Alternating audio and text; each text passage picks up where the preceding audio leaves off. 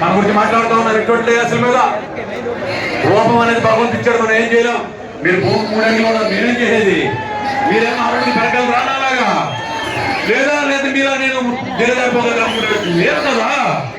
ఎవరు సాయం భగవంతుడు ఇచ్చిన దాన్ని ప్రజలకు ఉపయోగపడేట్టుగా, ఉపాధ్యాయులకు ఉపయోగపడేట్టుగా 4 పనులు చేస్తే గుండెల్లో పెట్టుకుంటారు. 5 సంవత్సరాలుగా రాష్ట్ర అధ్యక్షుడిగా, ప్రధాన కార్యదర్శిగా, ఫ్యాక్టో చైర్మన్ గా పనిచేస్తా ఉన్నాం. మా ప్రోగ్రెస్ రిపోర్ట్ చెప్తా ఉన్నాం. మన హయాంలో ఏం సాధించావో తప్ప మేమేమి రాజకీయ నాయకులుగా కళ్ళబోలి కౌలు చెప్పడం లేదు, కానీ హామీలు ఇవ్వడం లేదు. ఇవ్వకపోతే ఏదో ఉద్యమాలకి మీరే బ్రాండ్ అంబాసిడర్ గా మాట్లాడితే ఉద్యమాలు చేసే వాళ్ళందరికీ తెలిసి ఉపాధ్యాయులకి ఏ సమస్యలు సాల్వ్ అవుతున్నాయి, ఏ సమస్యలు నిలుపుదల ఉన్నాయి, ఏమి సాధించుకోగలుగుతున్నాం అనేది మన యొక్క వివేచన బట్టే ఉంటుందని చెప్పి తెలియజేస్తా ఉన్నాం. మిత్రులారా, అహంకారం ఉంటే ఏమవుతుంది తెలుసా? అహంకారం ఉంటే 150 నుంచి 2 1s లోకి వచ్చారు. అహంకారం ఉంటే సింగిల్ 1 లోకి వచ్చారు.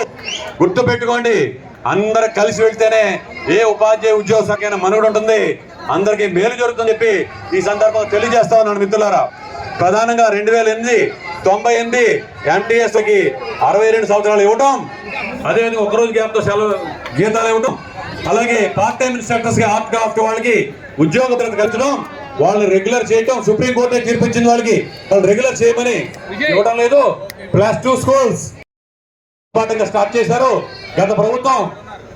పిల్లలు ఎక్కడైతే ఆడపిల్లలు ఉన్నారో వాళ్ళకి +2 స్కూల్ స్టార్ట్ చేస్తే అందులో ఖాళీ అయిన పోస్టులు నియమించకుండా ఈ రోజుకి కూడా అలా పెండింగ్ పెట్టడం వల్ల మొత్తం అంతా కూడా ఆ స్కూల్ మూతపడే పరిస్థితి వచ్చింది. ఆ +2 స్కూల్స్ యథావిధిగా కొనసాగించాలని చెప్పి మేము కోరుతా ఉన్నాం. కాంపేషనెడ్ అపాయింట్మెంట్స్, పాపం చూడండి, మన ఉద్యోగ ఉపాధ్యాయులు చాలా మంది కరోనాలో చనిపోతే వాళ్ళందరికీ కూడా కాంపేసైడ్ అపాయింట్మెంట్ కారుణ్య నియామకాలు ఇవ్వాల్సిన ప్రభుత్వం నిబంధనలు సడలించి జిల్లా యూనిట్ గా కలెక్టర్ పూల్లో కారుణ్య నియామకాలు ఇవ్వాలని చెప్పేసి ఈ డాష్ నుంచి కోరుతా ఉన్నాం. అదేవిధంగా ఎగ్నెస్ పీఈడీలో పనిచేసే పీఈడీలు కానివ్వండి, సోషల్ వెల్ఫేర్ కానివ్వండి, ఇవన్నీ కూడా సమస్యలు పరిష్కరించాలా. చట్టపై నిర్ణయం తీసుకుని కేంద్ర ప్రభుత్వం చట్టం చేసే విధంగా రాష్ట్ర ప్రభుత్వం కూడా చేయాలా. చట్ట మీద ఇప్పటికే మనం 2 సార్లు ఢిల్లీలో ఉద్యమం చేశాం. గౌరవనీయులు సత్యనారాయణ గారు ఏఎస్టీఎఫ్ వర్కింగ్ ప్రెసిడెంట్, అలాగే ఏఎస్టీఎఫ్ జనరల్ సెక్రటరీ అయినటువంటి సదానందం గౌడ్ తెలంగాణ నుంచి మేమందరం కలిసి ఈరోజు 2 సార్లు ఉద్యమం చేస్తే ఇప్పుడు కేంద్ర ప్రభుత్వం ఏ రాష్ట్రంలో ఎంతమంది ఉపాధ్యాయులు ఇబ్బంది పడతా ఉన్నారని చెప్పి ఆ రిపోర్ట్ తీసుకుంటా ఉంది. తప్పనిసరిగా ఈ చట్టని రద్దు చేసే వరకు ఈ సర్వీస్ టీచర్లకి ఈ పోరాటాన్ని ఉద్యోగాలు చెప్పి ఈ డయాస్ నుంచి తెలియజేస్తా ఉన్నాం. అలాగే 100 days యాక్షన్ ప్లాన్ విషయాలు కానివ్వండి, అన్ని కూడా రాబోయే రోజుల్లో ఉద్యమాల ద్వారా పరిష్కారం అవుతాయి.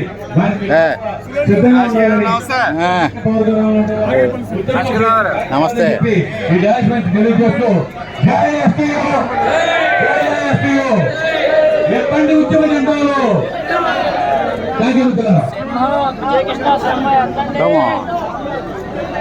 ఎత్తండి ఎత్తండి. వాహనం పెద్దది.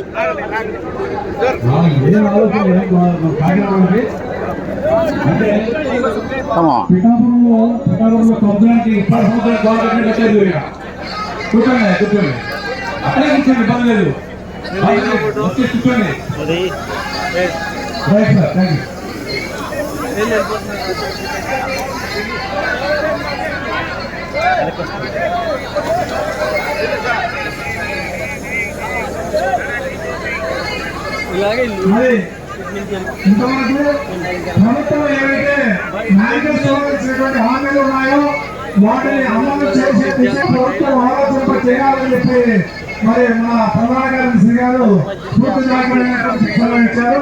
వారికి ధన్యవాదాలు తెలియజేస్తూ ఇప్పుడు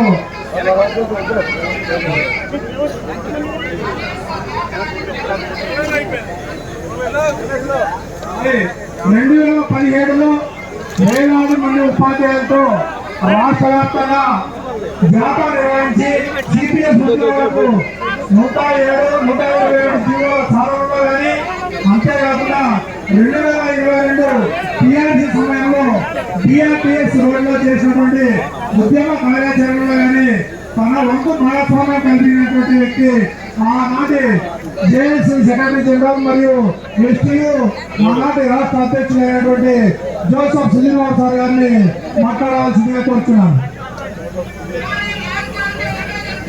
ఈనాటి అక్కడ కూర్చుంటే ఎస్టీయు శంకరరామన్ కార్యక్రమానికి అధ్యక్షులు రాష్ట్ర అధ్యక్షులు మల్లు రఘునాథరెడ్డి గారికి, ప్రధాన కార్యదర్శి సాయి శ్రీనివాస్ గారికి, ఈనాటి మన ముఖ్య అతిథి మన గౌరవ మాజీ శాసన మండలి సభ్యులు కత్తి నరసింహారెడ్డి గారికి, అలాగే ఏహెచ్ యొక్క జాతీయ ప్రధాన కార్యదర్శి సర్వానంద గౌడ్ గారికి, సిపిఐ రాష్ట్ర కార్యదర్శి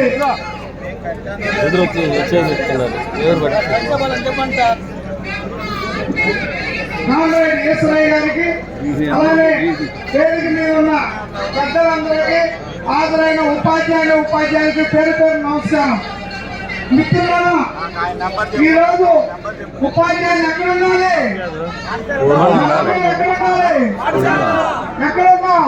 రోడ్డు మీదకి వచ్చాం. విజయవాడలో ఉన్నాం. రోడ్డు మీదకి రావడానికి కారణం ఎవరు? ప్రభుత్వం. రోడ్డు మీద రావడానికి కారణం ఎవరు? ఈ ప్రభుత్వం మేనిఫెస్టోలో ఇచ్చిన ప్రధాన అంశాలు ఒక 6 ఎజెండా అంశాలను ఇచ్చారు. ఉపాధ్యాయులకు ఇచ్చిన ఏ అంశమైనా అమలు చేయలేదు.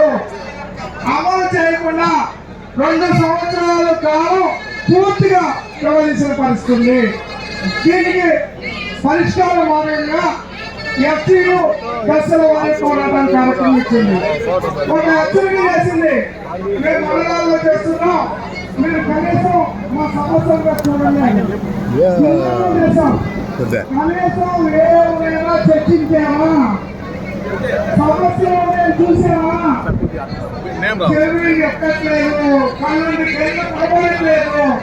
కాబట్టి మీ కళ్ళు తెరిపించడానికి, మిమ్మల్ని వంచడానికి మేము వేదిస్తున్నాం.